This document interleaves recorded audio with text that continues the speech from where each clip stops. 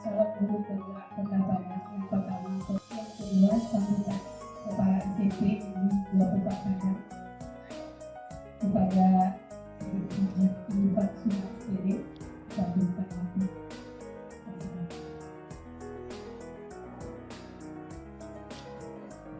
Bismillahirrahmanirrahim. Assalamualaikum warahmatullahi wabarakatuh. Alhamdulillahirrahmanirrahim.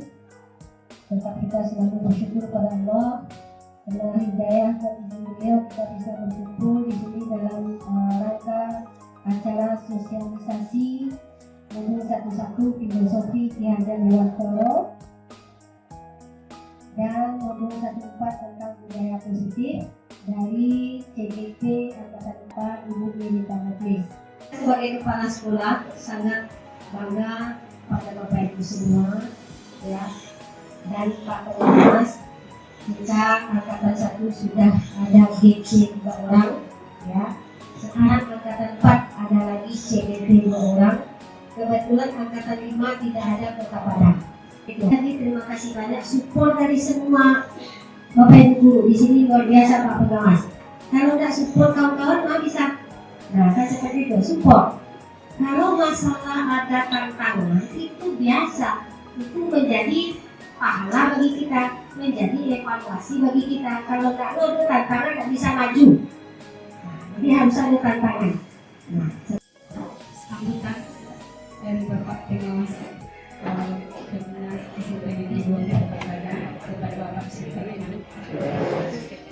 Assalamualaikum warahmatullahi wabarakatuh. Waalaikumsalam warahmatullahi wabarakatuh. Bapak Ibu, karena panggilan kita, saya agak gelisah kalau di rumah tidak bertugas. Rekap hasilnya dilapor kepada saya, dan saya juga merekap sekolah-sekolah yang lain. Ya, nah saya laporkan kepada pengadilan. Kemarin sudah saya laporkan langsung, ya. Hasilnya nanti kita evaluasi di dinas.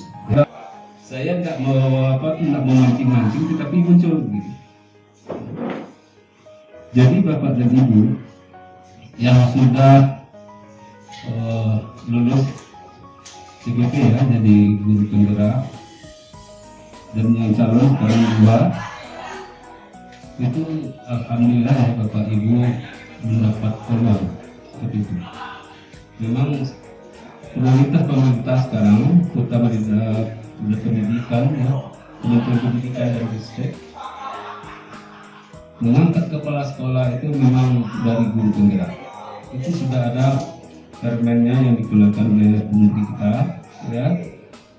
Syaratnya sertifikat guru penggerak.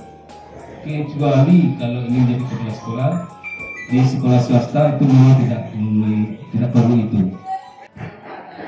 Terima kasih sudah sampaikan kepada Bapak Pengawas yang sudah memberikan arahan dan bimbingan kepada kita semua. Mudah-mudahan CGP SMP 24 Padang bisa maju menjadi kepala sekolah.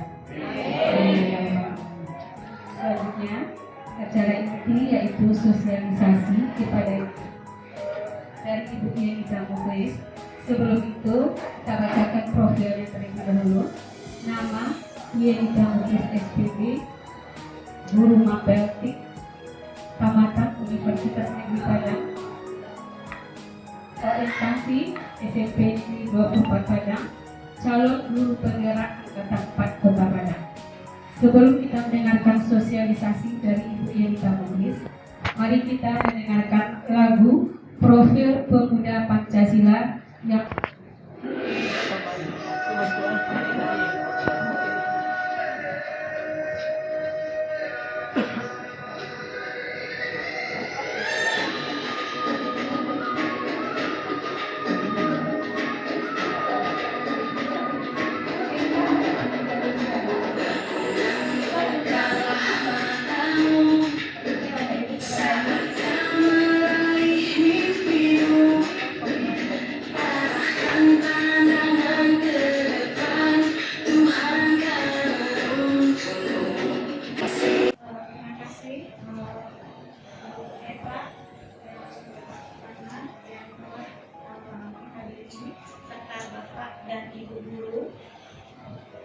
yang telah menghadiri acara sosialisasi guru penggerak tugas modul 1.1 yaitu mengenai filosofi belajar Dewantara serta modul 1.4 yaitu mengenai budaya positif. Dan barusan Bapak dan Ibu sudah melihat lagu profil pelajar Pancasila yang membuat itu spirit kita semua. Bagaimana pelajar Pancasila itu? Bagaimana kedepannya pelajar kita? Itulah filosofi dari lagu tersebut. Kita mendengarnya rasanya agak getar-getar ya Bapak Ibu ya. Bagaimana lagu tersebut memang semangat. Sekarang kita akan memulai Bapak Ibu. Bu Eva, izin kasihkan. Kita memulai modul 1.1 yaitu mengenai filosofi belajar Dewantara.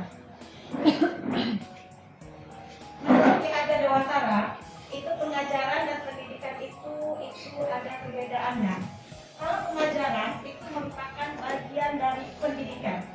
Pengajaran adalah bagian dari pendidikan, sementara pendidikan itu adalah menuntun, mendidik sesuai dengan kemauan dari anak tersebut. Bagaimana mencapai kebahagiaan yang setinggi-tingginya dan dapat diterima oleh lingkungan masyarakat seluas-luasnya. Dalam pendidikan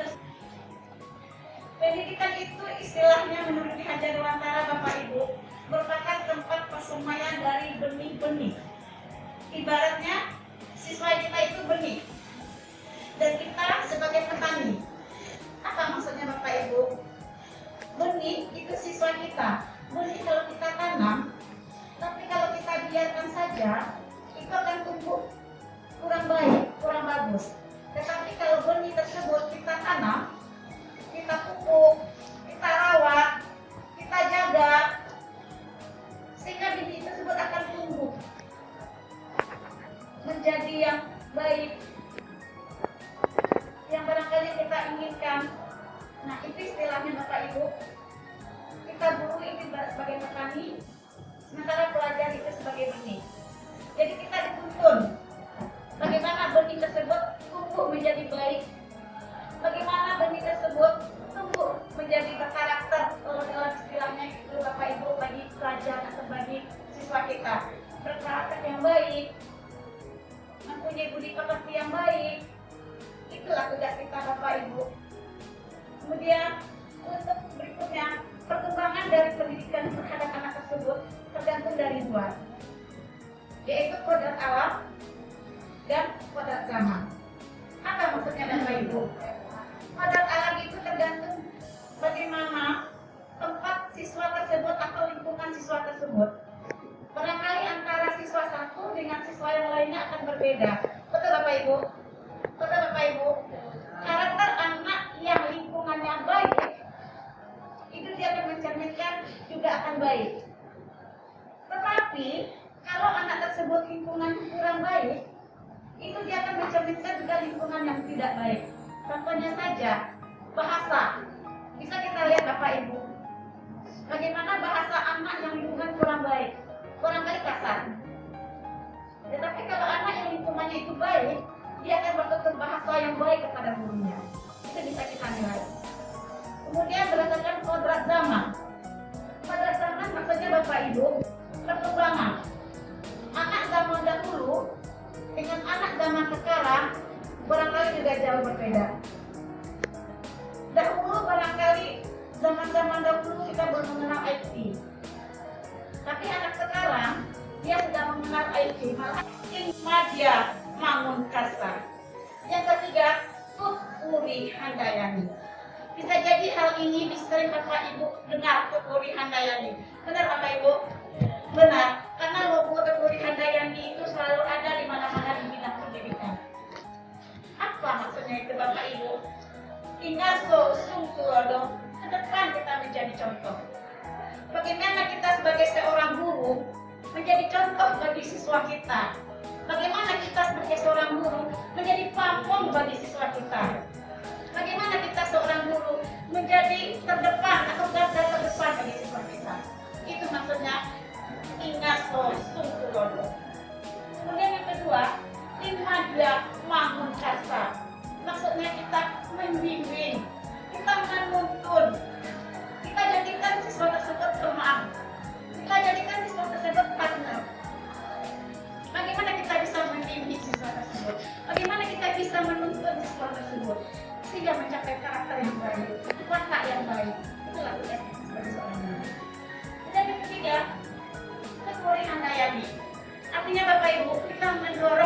paham. Mendorong dari belakang, maksudnya Bapak Ibu, bagaimana kita memberikan support, memberikan dorongan, bagaimana anak tersebut bisa mencapai cita-citanya, bagaimana anak tersebut menjadi lebih baik. Itulah maksudnya kekuri anjing. Oke Bapak Ibu, setelah modul satu-satu, budaya positif. Ada 4 yang akan kita pelajari dalam budaya positif ini. Disiplin positif merupakan salah satu cara penerapan disiplin yang bertujuan untuk menumbuhkan kesadaran serta memberdayakan anak untuk melakukan sesuatu tanpa sogokan, ancaman maupun hukuman. Itu disebut dengan disiplin positif. Jadi kita menerapkan disiplin itu ke anak tanpa ada ancaman, tanpa ada sogokan, dan tanpa ada hukuman. Disiplin positif ini menggunakan motivasi internal, bukan motivasi guru. Nanti Bapak Ibu bisa menilai diri sendiri dan juga bisa menilai diri saya sendiri. Saya berada di tahap mana? 1, penghukum. Nah, ini Bapak Ibu barangkali saya juga sering kenanya di sini. Ya, Bapak Ibu ya, saya kenanya sering di sini melakukannya. Apa maksudnya Bapak Ibu? Misalnya saya menggunakan hukuman fisik atau verbal. Orang menjalankan posisi penghukum senantiasa mengatakan bahwa sekolah memerlukan sistem atau alat yang dapat lebih menekan murid lebih dalam lagi. Misalnya Bapak Ibu, dia menggunakan kata-kata, patuhi aturan saya, atau awas kamu. Atau kata-kata, kamu selalu saja salah, kamu saja selalu melakukannya. Barangkali saya juga pernah melakukan hal itu. Kalau siswa saya tidak mungkin tugas, selalu menyatakan, kamu tidak membuat tugas, kamu, dan kamu. Itu bisa jadi terjadi sama diri saya juga. Nah, itulah posisi penghukum. Membuat siswa itu merasa kita tersudut, membuat siswa itu kita jas. Yang kedua, membuat orang merasa bersalah. Maksudnya Bapak Ibu, biasanya guru akan bersuara lebih lembut. Membuat orang merasa bersalah akan menggunakan keheningan, membuat orang lain merasa tidak nyaman, merasa bersalah atau rendah diri. Kata-kata yang keluar dari lebih tersebut, ibu saya kecewa sekali, nak. Pernah kali Bapak Ibu ya, saya juga pernah mengatakan itu. Itu membuat orang siswa tersebut merasa bersalah Bapak Ibu. Walaupun kita suara kita tidak keras, walaupun kita mengatakan dengan lembut, tetapi kata-kata itu ibu sangat kecewa sekali, nak. Kan saya juga pernah melakukannya Bapak Ibu. Terhadap siswa saya sendiri di lapangan KM. Nah, itu disebut dengan membuat orang merasa bersalah. Yang ketiga, teman. Apa maksudnya Bapak Ibu? Pada posisi ini guru tidak akan menyakiti murid, namun akan tetap berupaya mengontrol murid melalui persuasi. Posisi teman pada guru bisa negatif ataupun positif. Kemudian yang keempat, pemantau atau monitor, ketika mengawasi. Pada saat kita mengawasi, kita bertanggung jawab atas perilaku orang yang kita awasi. Posisi pemantau berdasarkan pada peraturan yang konsekuensi. Misalnya yang kelima, manajer. Ini yang paling puncak Bapak Ibu, manajer. Adalah posisi mentor di mana guru berbuat sesuatu bersama dengan murid. Nah, silakan murid bertanggung jawabkan perilakunya, mendukung murid agar dapat menemukan solusi atas permasalahan sendiri. Nah, disinilah Bapak Ibu, posisi yang manajer inilah sebenarnya yang kita inginkan. Contohnya apa Bapak Ibu? Misalnya, apa yang kita yakini? Kita buat keyakinan kelas dulu Bapak Ibu. Kita buat keyakinan kelas dulu di kelas kita masing-masing. Apa keyakinan dari siswa tersebut? Apa yang bisa diterapkannya nanti? Sehingga siswa tersebut bisa menerapkan apa yang sudah dibuatnya Bapak Ibu. Dia membuatnya dari hati. Dia membuatnya memang dengan tujuan dia sendiri. Sehingga tidak kita paksa. Sehingga tidak perlu kita harus contohnya. Jika kamu meyakininya, apakah kamu bersedia memperbaikinya? Itu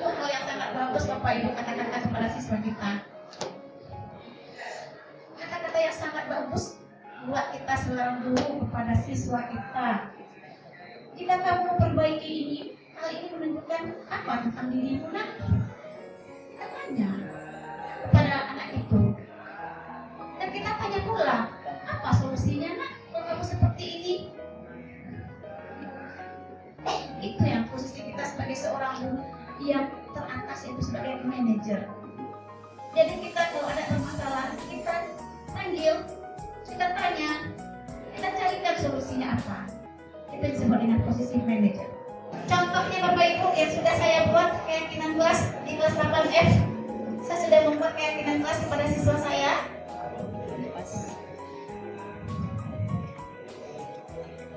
Nah, di sini siswa saya kelas 8F karena yang mengajar guru-guru di siswa 8F sudah melihat terpampang ya Bapak Ibu. Keyakinan kelas di 8F, ini dia kesepakatan kelasnya yang sudah dibuat oleh siswa saya. Ini yang di kelompok 2, kelompok 1 juga sudah. Ini segitiga restitusi. Ini yang segitiga restitusi, bagaimana kita penanganan masalah. Ya, disebut dengan restitusi, proses menciptakan kondisi bagi murid untuk memperbaiki kesalahan mereka sehingga mereka bisa kembali pada kelompok mereka dengan karakter yang lebih kuat. Nah, ini contohnya Bapak Ibu dalam segitiga restitusi yang sudah saya lakukan.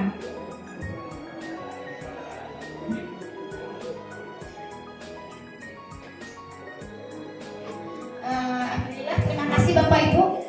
Modul saya khusus kasih hari ini dengan 2 modul. Modul 11 mengenai filosofi Ki Hajar Dewantara, modul 14 mengenai budaya positif.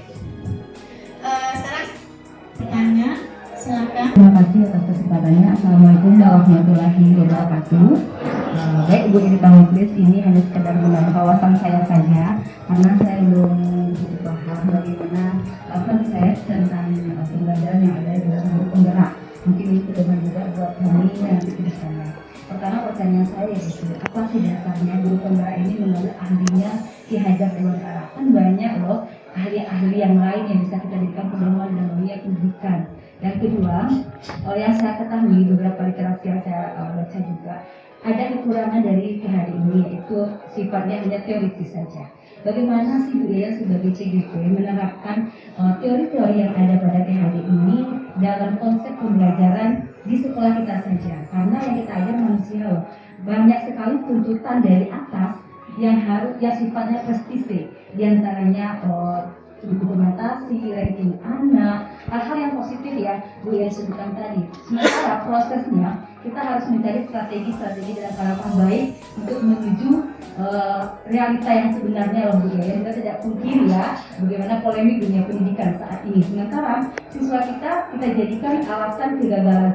Sebenarnya kegagalan anak itu kan banyak alasannya loh. Di antaranya adalah guru itu sendiri, lingkungan keluarga dan problem-problem lainnya. Nah, pertanyaan saya di era globalisasi ini tantangannya CGP berat loh. Saingannya tidak hanya manusia, tetapi teknologi dan globalisasi. Bagaimana penyetaraan emosional seorang guru menyelesaikan sebuah konflik yang ada di sekolah. Terima kasih Bu Intan.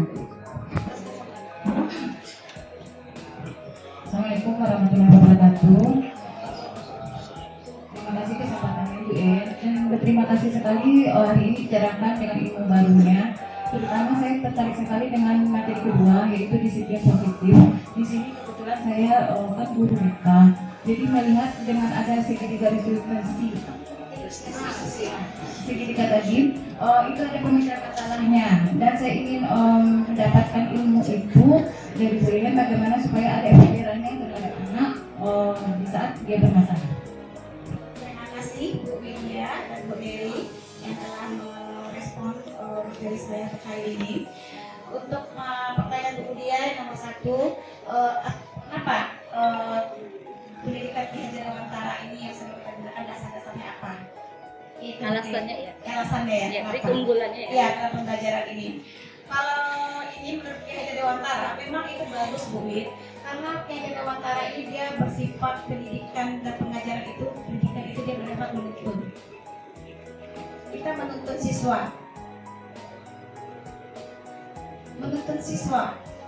Jadi memang itu kenapa yang Ki Hajar Dewantara ini dasar pendidikannya kita gunakan untuk pendidikan ke depan, tujuan pendidikan. dan itu pun positifnya itu Bu Wit, karena kita menuntun siswa sehingga kita bagaimana menghandle anak tersebut dengan hati. Memang kenyataannya barangkali tidak bisa kita gunakan dengan zaman sekarang, tetapi itu yang harus kita coba.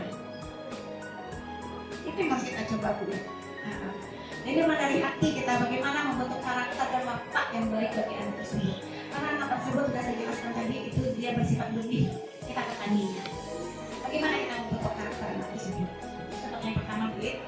Yang pertanyaan kedua, bagi saya untuk menerapkan hal ini dalam teori yang sudah saya jalani lebih kurang 3 bulan atau 4 bulan, itu memang materi di CGP ini sangat bagus Bapak Ibu. Jadi apa yang bisa kita gunakan ternyata introspeksi bagi diri saya sendiri.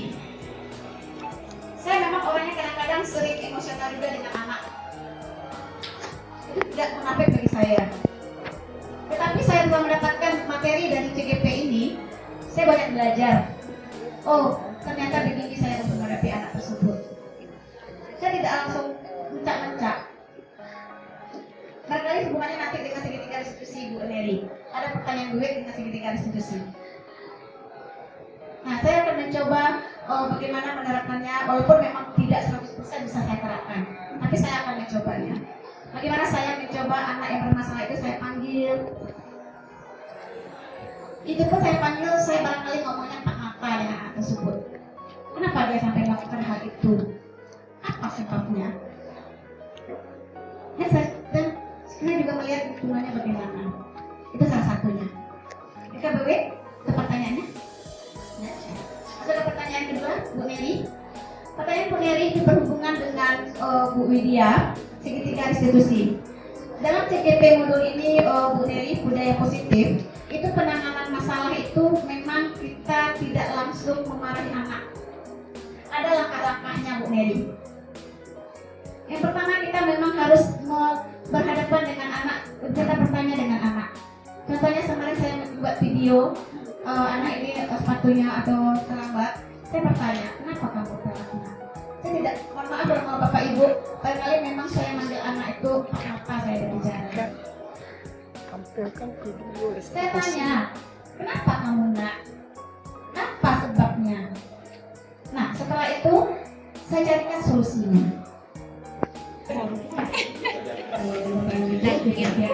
Sosialisasi Ibu Yanita Mudris tentang CGP-nya dengan modul 1 dan 4-nya.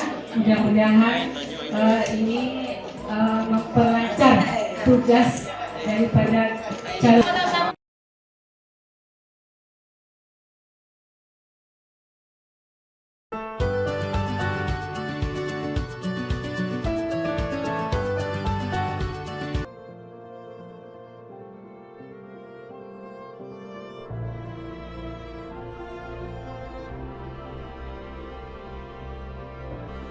Assalamualaikum.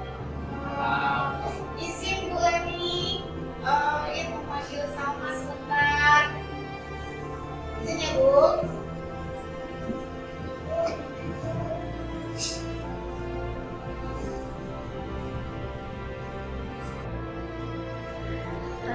Salma tahu kenapa Ibu memanggil Salma hari ini, nak? Tidak. Tidak. Berarti tidak tahu ya kenapa Salma Ibu panggil? Tidak. Nah, tadi Ibu kan lewat piket. Nah, kemudian kabarnya Salma ketangkap HP-nya tadi waktu razia di kelas. Ya, bawa ini HP siapa nih? HP Salma. Betul nih HP Salma, nak? Betul. Nah, Ibu mau bertanya sama Salma nih, kenapa Salma bawa handphone saat proses pembelajaran, nak? Untuk menghubungi orang tua, Bu. Untuk menghubungi orang tua. Salma tahu aturan kesepakatan kelas kita? Bolehkah membawa handphone? Tidak. Tidak. Berarti Salma tahu ya telah menyalahi dari kesepakatan kelas? Tahu. Tahu. Nah, karena Salma butuh handphone untuk menghubungi orang tua saat pulang sekolah, jadi bagusnya seperti ini, Nak. Pagi-pagi saat Salma datang ke sekolah, itu kan Salma melewati meja tiket itu. Nah, Salma titip handphone Salma ke ibu yang ada di tiket tersebut. Bilang, Bu, saya titip handphone karena saya nanti mau telepon orang tua minta jemput. Setelah pulang sekolah, Salma nanti minta lagi ke ibu yang tiket di sana. Bisa, Nak? Bisa. Nah, karena sekarang handphonenya sudah sama ibu, berarti handphonenya ibu pegang dulu hari ini sampai selesai belajar. Bisa kan? Bisa. Nanti pulang sekolah Salma cari ibu, minta handphonenya. Oke? Nah, besok tidak boleh lagi seperti ini, bawa handphone ke dalam kelas. Ya sayang ya? Nah, nanti untuk hari ini ibu maafkan, besok Salma titip handphonenya ke meja. Nah, sekarang belajarnya lagi, waktunya sudah ibu ambil sedikit. Silakan Salma kembali ke kelas dan lanjutkan pembelajaran. Nanti pulang sekolah cari ibu, ya Nak ya, untuk minta.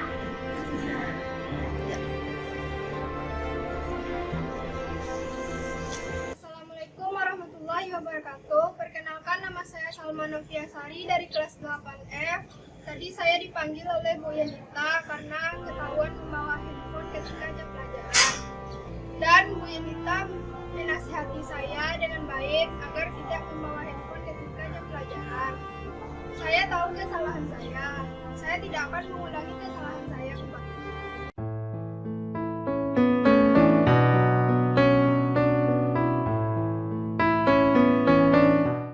Assalamualaikum warahmatullahi wabarakatuh. Waalaikumsalam warahmatullahi wabarakatuh. Oke Ananda, selamat ketemu lagi sama Ibu. Dimana hari ini Ibu akan membuat suatu kesepakatan kelas dengan Ananda. Bagaimana tugas ini merupakan tugas dari modul 1/4, yaitu mengenai budaya positif. Nah, nanti Ananda akan membuat bagaimana kelas ini bisa membuat Ananda nyaman. Kesepakatan apa yang harus Ananda buat dengan Ibu sebagai wali kelas kalian atau dengan guru-guru yang belajar di kelas ini. Bagaimana kalian menginginkan kelas Ananda ini bisa nyaman, Ananda belajar, Ananda merasa tidak tertekan, dan Ananda juga bisa mengikuti disiplin sekolah yang sudah ada. Masing-masingnya Ananda buat nanti bagian kertas, ya, dan bagian kertas ini nanti yang laki-laki dikasih warna hijau, yang perempuan dikasih warna pink. Ananda masing-masingnya membuat konsep Ananda seperti apa yang saya inginkan di kelas saya ini. Bagaimana saya bisa belajar dengan lebih baik? Bagaimana saya bisa menjadi lebih baik, merasa nyaman, tidak ada tertekan. Oke anak ya? Oke. Ini masing-masingnya diberikan kertasnya.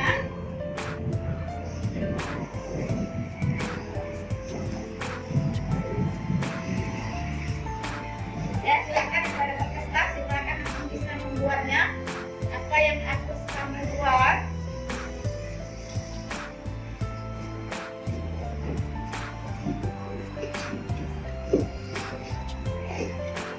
Satu.